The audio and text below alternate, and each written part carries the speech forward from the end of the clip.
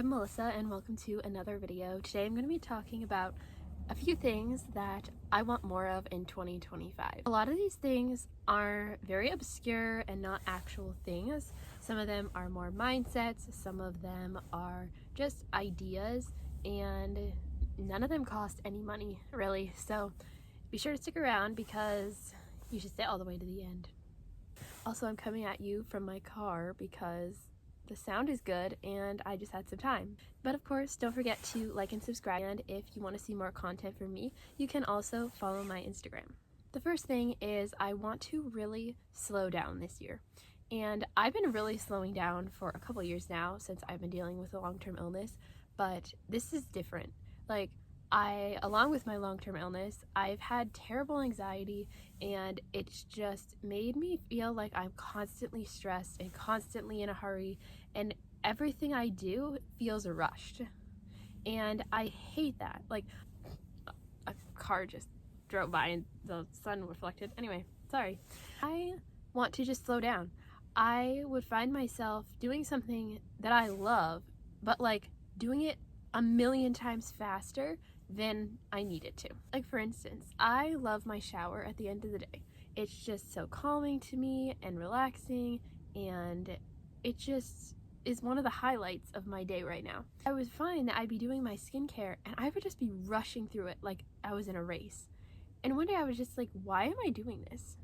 I want to just be way more intentional now about slowing down and really appreciating each moment for what it is, and to stop rushing, because if you're rushing all the time, your brain is just feeding that anxiety and feeling stressed out, and you're rushing to the next thing.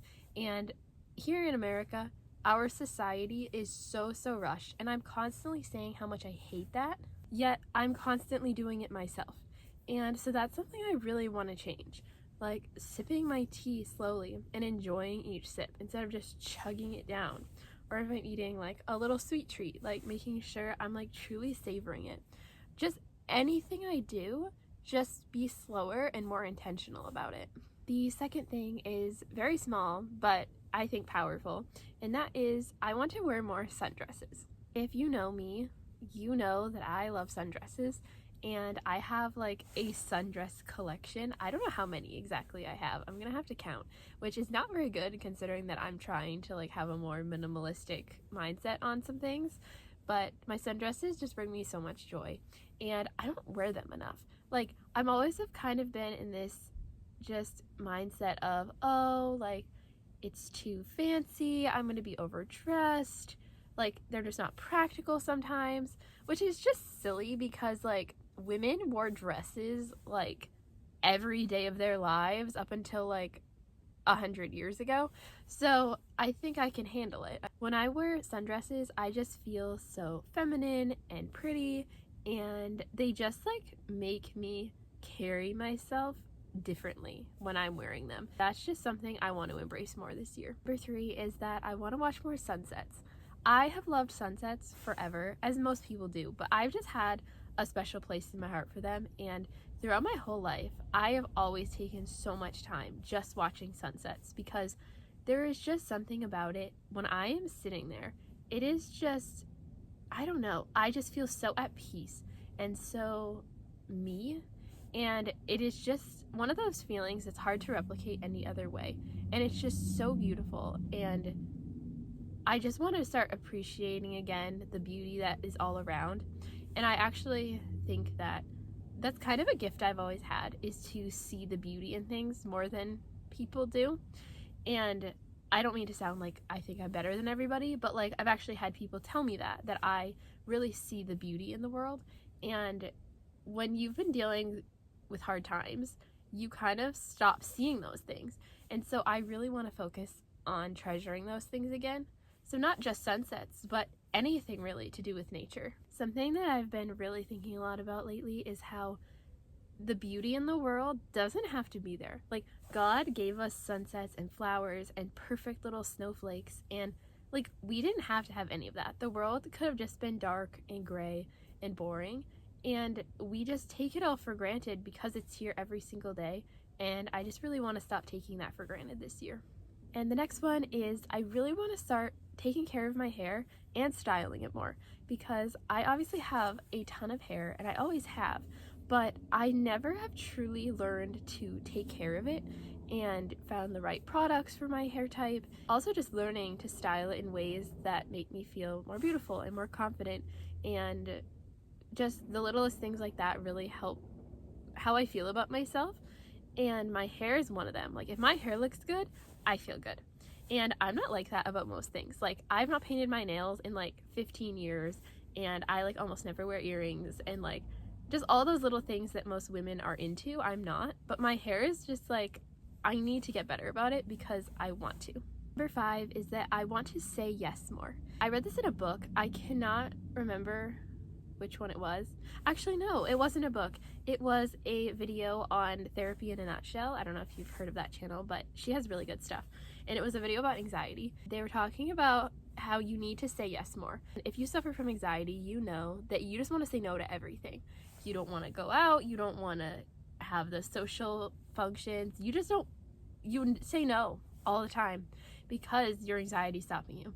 And this year, I just want to take these opportunities that come my way and start to say yes more, because I don't want to live this way forever. They say that the only way out of anxiety is through.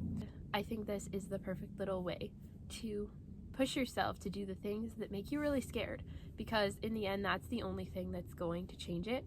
And I'm not saying this because I've accomplished this. I am still on the journey of that. So if you are too, I encourage you to say yes more too. Next is I want to read my Bible every day. And I've actually done this every day so far in January. I can say nothing but good things about it, and I want to continue to throughout the year. I've been doing it in the morning, and it has just been the best thing I could have done. I've been waiting for at least 2 hours to be on my phone after I wake up. So that could be a whole point in itself. But I've been waiting for 2 hours to be on my phone. And in that time that I normally would have just been like scrolling or things like that, I have been reading my Bible as one of the things. It has been so good. Like, I was one to read my Bible at night because I thought I liked that better.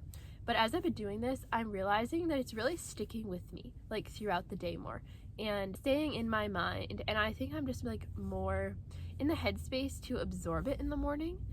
I'm just remembering it better, and I'm just really liking it. What I decided to do was I wanted to read through the Bible in a year, which can be a very large feat if you look at these like reading plans that they have online.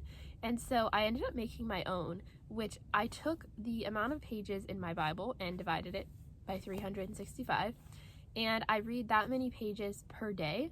And I'm actually doing a little bit less some days than that amount, which for me, it was only ended up being like 3.5 pages a day or something. So I've been reading about 3 a day, and if it takes more than a year, like, it's fine.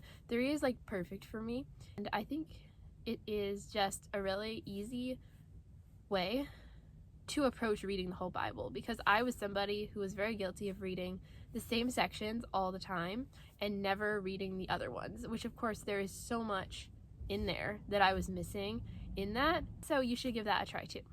Something else that I'm really going to work on this year is appreciating moments while I'm in them. This kind of goes hand in hand with my first one about taking things slower. I am very much somebody to live in the past or in the future and never be present. And I'm realizing how much I've let myself lose in doing that. Like, I could be sitting there thinking about something from 10 years ago when like I suddenly am like, what am I doing? Like, I need to be treasuring this moment and the people that are around me now, and also about the future, because as just somebody that always worries about the future, I need to stop. Like, this has been one of the biggest lessons I've been trying to learn in the last few years, is patience and trusting that God has me in the palm of his hand, and nothing I do can change like what is meant to be. And that is something that I have just struggled with forever, is I've always felt like if I did this different, or if I said that different, like things would be different, or that could have gone different, or just those kinds of trains of thought. What I've realized and read about and is like I need to embrace is that whatever is meant for you will not pass you by. And that is the good and the bad. And that can be a hard pill to swallow, but it just is. Nothing is going to change what God has planned for you. I've lost track of the number by this point, but I think we're around 8. I want to eat more protein. Now, I know everyone talks about this, but I'm going to too. I was a personal trainer. I went to school for exercise science, and so I was always hearing about protein. Trust me, I'm sick of it too. But it really does make a difference. I've been eating more protein for a while now. You're so much more satisfied after a meal if it includes protein. And I would never really eat protein at breakfast. And I kept saying, oh, I need to do that, I need to do that. And I didn't. And I finally have been. It has made me feel so much better and just more full for longer. And I highly recommend it. Lastly, I want to start caring less about what other people think. I know this is something we all struggle with, and it has very much been something that has been one of my biggest roadblocks in my life. It's understandable, especially when you have like family or friends that you know are always going to have something to say, and it's really hard when you care about those people and the opinions of them. But at the end of the day, yes, we should of course listen to good advice and take it and learn from it, but sometimes we are the only person that truly knows what we should do, or we can't sacrifice who we are to always please others. If you're not doing something inherently wrong, you just have to not worry about what other people think. One of my really big things in this area is starting this YouTube channel. I had kind of always wanted to do this, and I was really worried about what other people would think, because I just have family members and stuff that kind of talk down on people that like make content and stuff like that. And I came to a point where I was like, this is my life, and if this is something I feel called to do, then I need to do that. Like I said, I'm not doing something wrong. Like, this is something I want to do, and so I want to embrace those things more. And not just with my YouTube, but other areas of my life too. I have just lived under the shadow of other people's opinions, and I'm just so sick of doing that. I'm 27 years old, and I look back over my life and I'm just like, all I can see is things I would have done differently if I hadn't worried so much about what other people thought. And so I don't want to spend the next 27 years of my life doing the same thing. Well, I think that wraps it up for today. I hope you enjoyed this, and I actually love sitting down and talking like this. This is one of the reasons I wanted to start YouTube, because I actually had always played with the idea of starting a podcast or something, because I just have so many things I want to share, and I'm so glad I finally have a little way to share them. So if you liked this video, don't forget to subscribe, and I'll talk to you sometime. Bye!